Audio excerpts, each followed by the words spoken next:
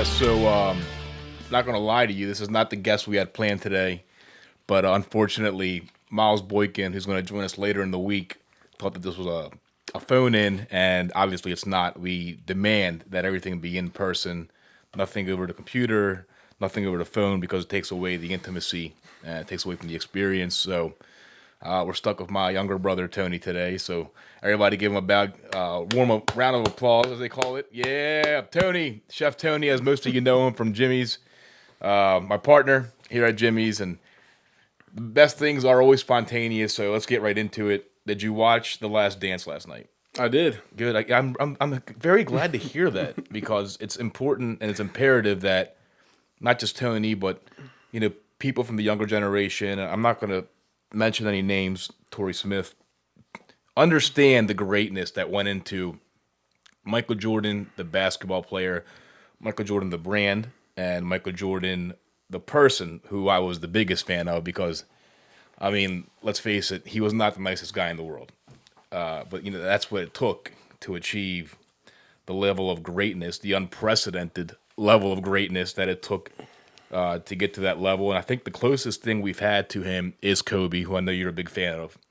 And I think LeBron's a better athlete, but he's not Jordan. He's not Kobe, in the sense that Jordan was the original Mamba.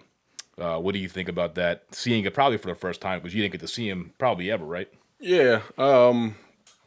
Growing up, behind you, we definitely were big fans of Penny Hardaway, Shaquille O'Neal.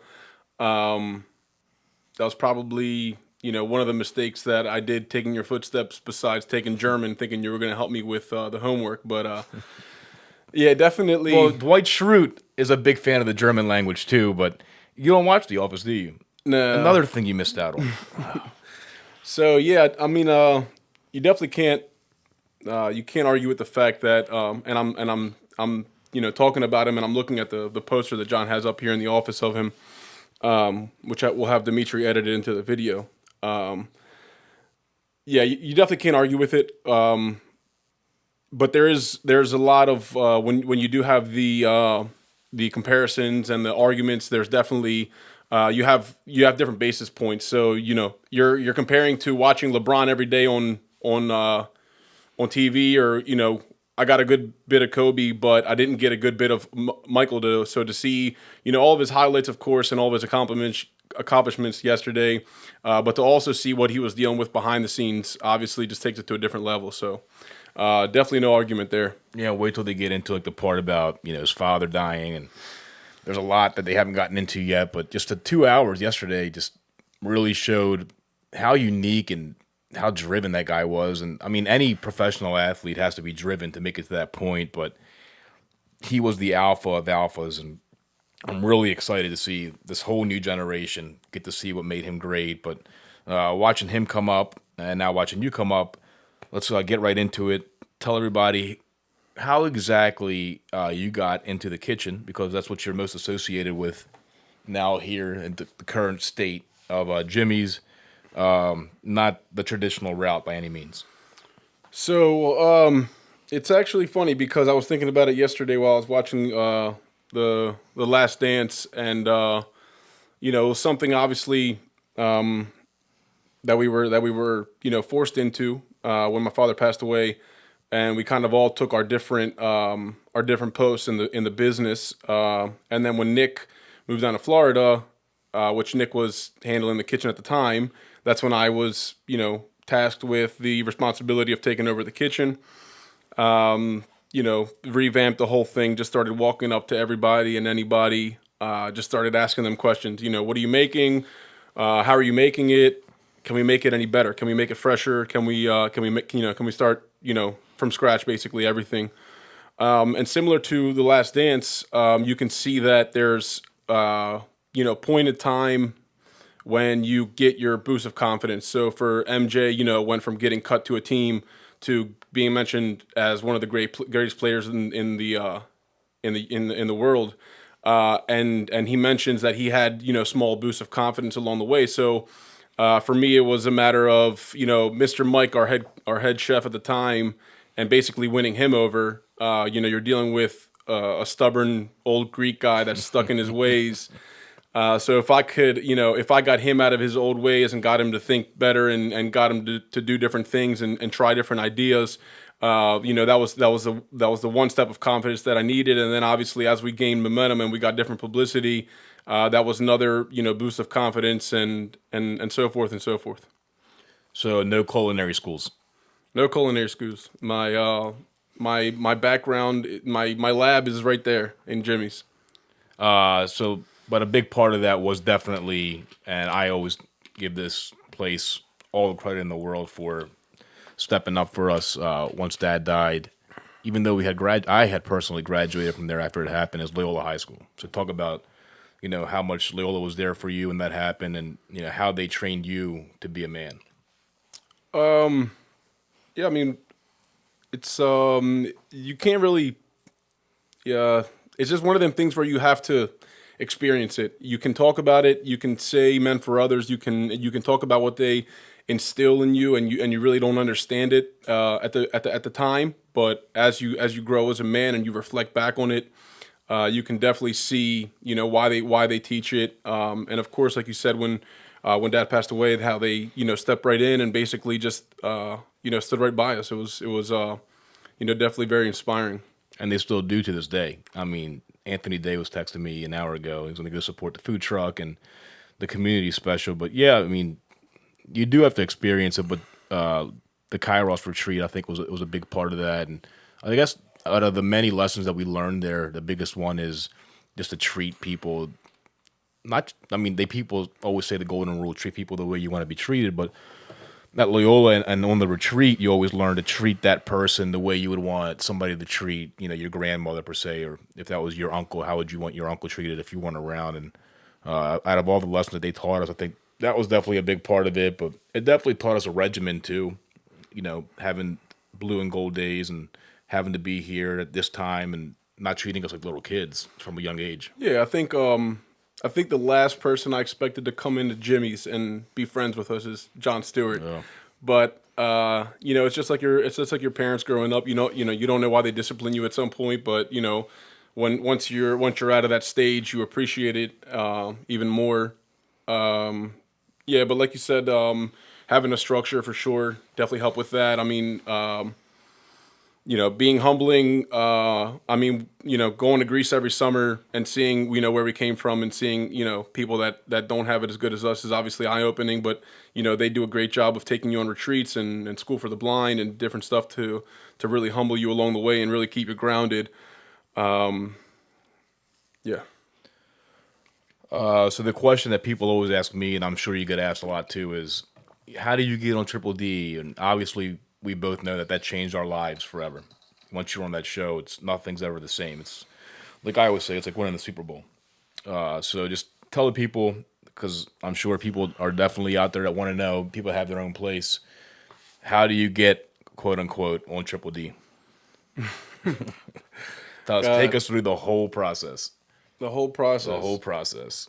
There's a lot of days in the week, a lot of hours that you don't want to be working, and minor tweaks along the way that you're constantly, changing recipes, and of course, the marketing aspect is a whole different animal to what John does, and the consistency at that point, so you can actually, be seen, be heard, and then honestly, it's just luck of the draw, and we've got to know the some of the producers of the show, and we kind of asked the same question to them of how why us.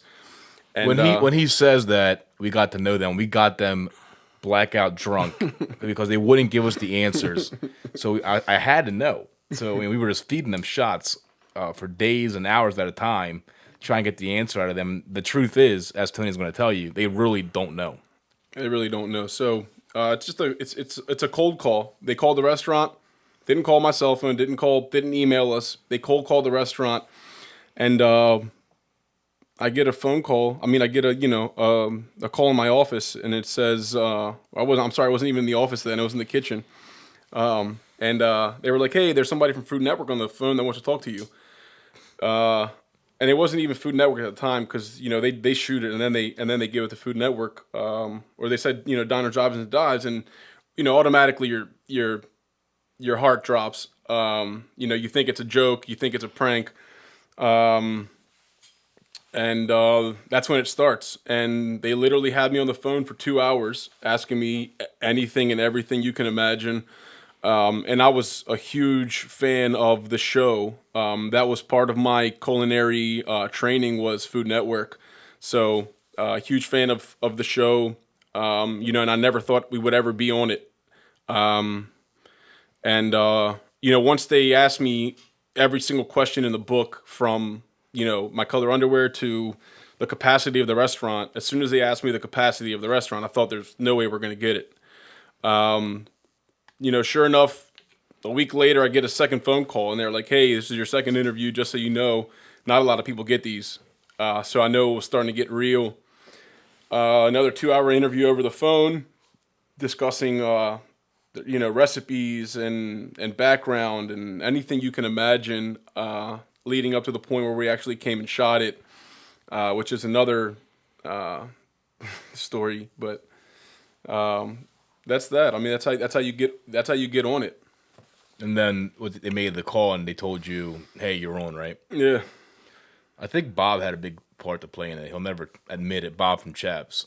I think he was like our biggest cheerleader along the way.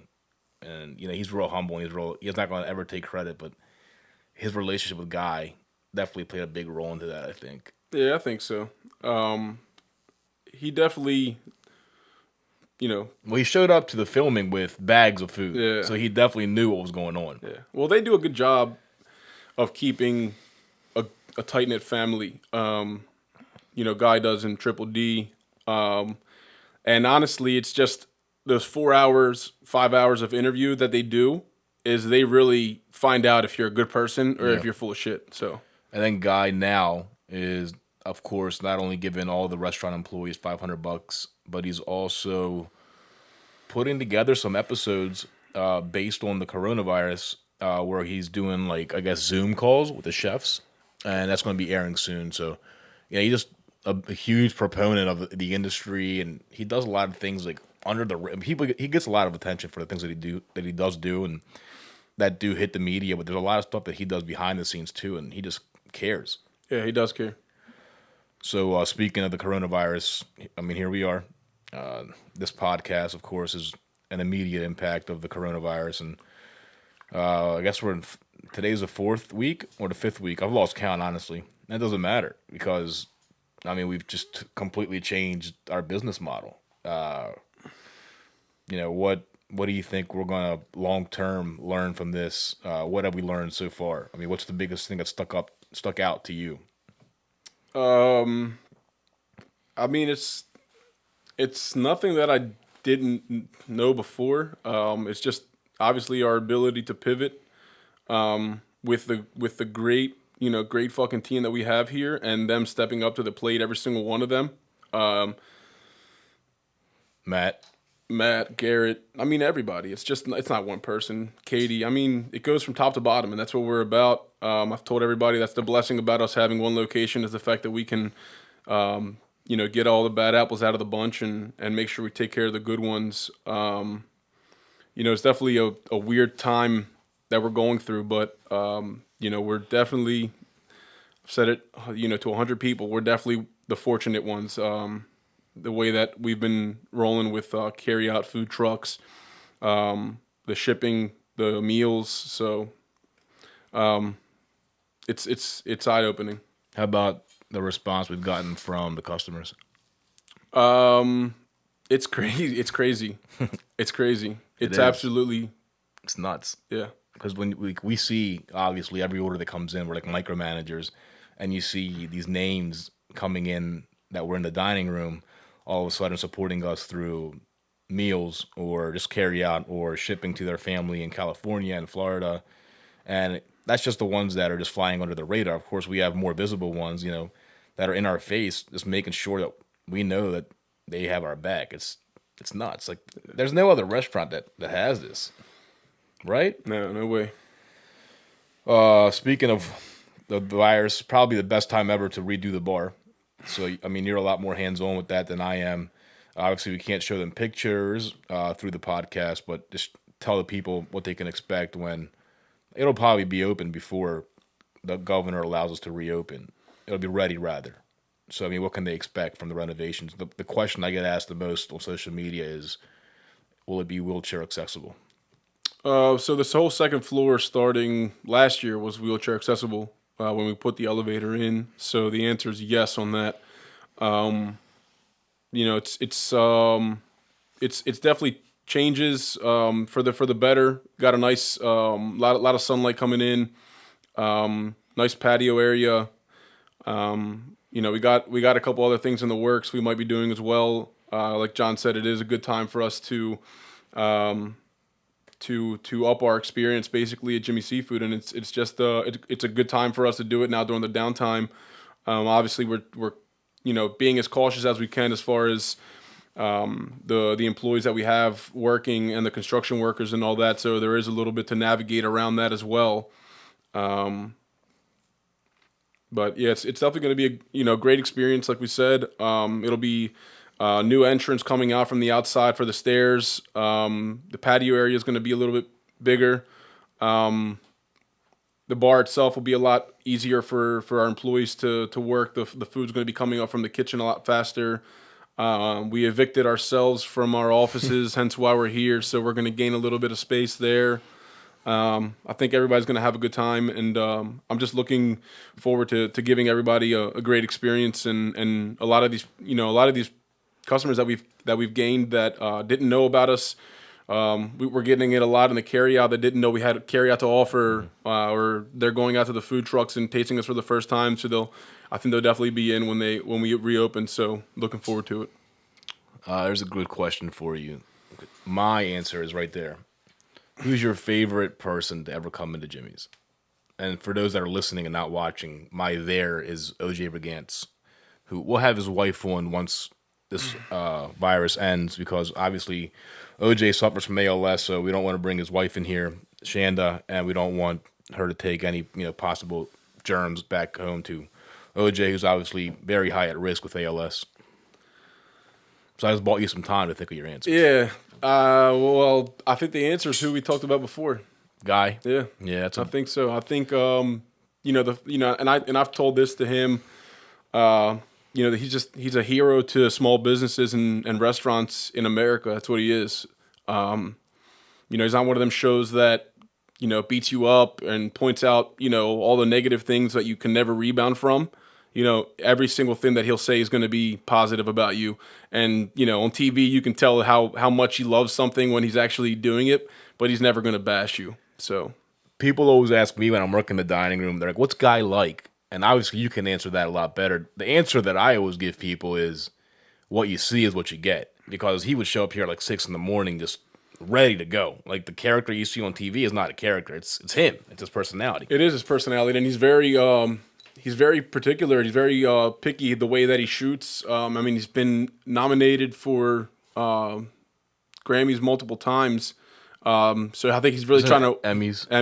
Yeah. So he's really trying to win it. But he's just very particular about everything that's in his shot. The rest of the story about when we were actually shooting is basically two things. Was one, when they came and we had our everything portioned out and all of our sauces, we probably shot like 10 to 12 things that day, even though we only showed 3 or 4 things that we were making. But the first part of that story is when we had our batches, which we're a big restaurant, so all of our batches were bigger. And Neil, the producer, came up to me and he's like, hey man, I really need you to downgrade this stuff. He's like, these are a little big batches. He's like, I need people to know that if they're going to go to the store and make mayonnaise, that they don't have to go grab 8 gallons of mayonnaise to make a crab cake. So Neil ordered a T-shirt online. You see that? Yeah, I did see that. The man. So that is in conjunction with them swapping the days. So their first day is supposed to be they just come in and just cook. They just record me cooking to get all their close-ups, and then the second day they bring Guy in. and they swap the days on me. So guy comes the first day, and we have all the ingredients out there that have to be broken down into smaller portions. So I'm sweating bullets. It's like 5 a.m. Guy rolls in like 6:30. They won't let us meet off camera. Going back to your question, so he's very genuine. He wants everything to be the way you see it. So they keep him in a separate room. They kept him in the bar. I was in the kitchen. And then like 7:30, 8 o'clock rolls around, and they just walk him into the kitchen. And they're like, all right, you're live. And we just start filming. So yeah, what you see is what you get. The other question that I get asked all the time is how's Bobby Flay, of course. And same thing. It's the same thing as advertised. He's cocky. He's got that New York, cockiness to him, which I'll tell everybody, it's worth it. He deserves it. Well deserved. Because he can definitely cook his ass off. So it's two guys that I think it's not a lot of show. They don't act off the camera. They don't act differently off the camera. So yeah, well, I mean, people, like I always say, can smell bullshit, and that's why they made it as far as they have, and they don't have to evolve or change their gimmick, because when you are true to yourself, I mean, just like our brand, you don't have to evolve. You just give the people what they want, and let people in. You smile a little bit and just be a good person. Isn't it weird that people that are starting out in the industry like ask us for advice? Doesn't that always seem like real weird to you? Because I don't think I have any answers. I think it's definitely weird. Given that we don't have formal training, I would say. Yeah. It's weird, but the more you think about it, and the fact that we were born and raised inside of a restaurant, I think we can start to understand why. And something like this does happen, and the fact that we can pivot so quickly, I think is why everybody would struggle to do it, and why we're kind of immune to it and kind of just roll with the punches. It just comes with the territory, I guess. You said we talked about growing up in a restaurant. Like, we literally grew up, for those of you who don't know, on top of the restaurant. Up until a few years ago, that was our apartment. So, I mean, it's always really weird having a drink up there, but gosh, there's obviously millions of stories. What do you remember the most about being a kid? Because I have my own stories, obviously. And I'll share one in a little bit that you won't like. But what are your favorite? What's your biggest memories just growing up literally on top of a bar? Just being. It was too easy to get called into work. Well, how about the time that you shot out everybody's windshields with a BB gun? No? That's not the story. No? No. All right. We'll leave that one for another episode when he's not here. But yeah, what I always remember is, what's weird? I always remember like Phil Collins. Every time I hear a Phil Collins song, it reminds me of people in the bar playing Phil Collins in the jukebox. And if you put your ear close enough to the ground, you could hear In the Air Tonight or Another Day in Paradise. And of course, Dad would always kick our ass when we would have the Nintendo mats, and we would do the track and field on the Nintendo. You would call upstairs, and he was never happy about that. But the one thing that obviously sticks out is like they became people that were here, our customers. Like, they were literally our family, because we were seeing somebody 4, 5, 6 times a week. That's basically your cousin or your brother, your sister at that point. And I think that's helped us learn to treat the people the way that we have, even when we don't live on site anymore. So, one more question before we let you go. What's your opinion of the Jimmy Seafood Twitter page? Highly controversial subject. I've learned to adapt. I pivoted to love it. Oh man, they were dropping some F-bombs this week, but they got about 400 new followers this week. Apparently they referenced the Patriots' new uniforms post Tom Brady to woman getting breast enhancements after her boyfriend leaves her, which I thought was pretty funny. And then speaking of the Twitter, did you see The Rock gave Jimmy's 2 tweets in a matter of 8 days? Of course. The freaking Rock. My hero, my idol, DJ. My Guy Fieri, Dwayne as I call him, my buddy, DJ, said that his kind of cheat meal apparently is a crab cake with Krabby fries. and of course a bottle of Terramana, which Can't you go can wrong. purchase at Jimmy's Famous Seafood for only $35. But look, we're gonna wrap it up soon. Before we do wrap up, Dimitri, make sure that you turn the camera to the last shot from The Last Dance, but not yet. We're not done. Obviously, those who know me know that I am a texter first and foremost. Not the most emotional guy, as I referenced. A lot of MJ and me, not the nicest guy in the world sometimes, but it's been great to have my brother here. We talk every hour, every day, but I'm really proud of him. He's definitely proud of me, I'm sure. We've been doing this for 17 years now. My dad died 2003, and I can honestly say that I enjoy and can't wait to get here every day because he pushes me. I push him, obviously. We hold each other accountable. If you guys don't know our roles in the restaurant, we don't really get in each other's way at all, which I think has really attributed a lot to, our acrimony and not getting in fights ever. He does what he does very well. I think I do what I do pretty well. And the one thing that drives us both is, of course, passion, but just having our dad's name not only on the sign out front, but or 98% of the clothing we own. You got to live up to that every day. People would always say that it's not fun or not fair to grow up without your father, but I think that it's held us accountable because we know we can't get away with shit. Like we know he's always watching us. So we definitely wish that he was here. Tony, for those of you who don't know, just had his second kid, Jimmy Jr., his first son. So we were over his house yesterday for Easter, and it's just life's beautiful. Life's phases, and right now we're definitely entering the family phase. If this virus could finish, I could get married and give his kid some cousins. But until then, we'll wait and we'll spoil his two little kids. So thanks for watching this. Definitely a little different than usual, but a lot more open.